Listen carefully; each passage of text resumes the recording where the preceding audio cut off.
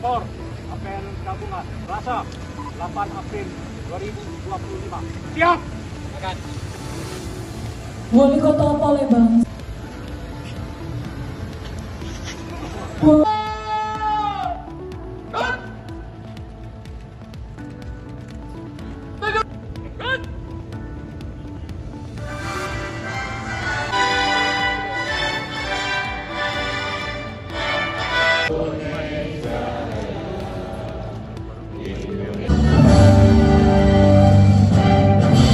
SKP 3K tinggal lebih kurang 300-an lagi yang paruh waktu, yang belum selesai, selebihnya sudah selesai.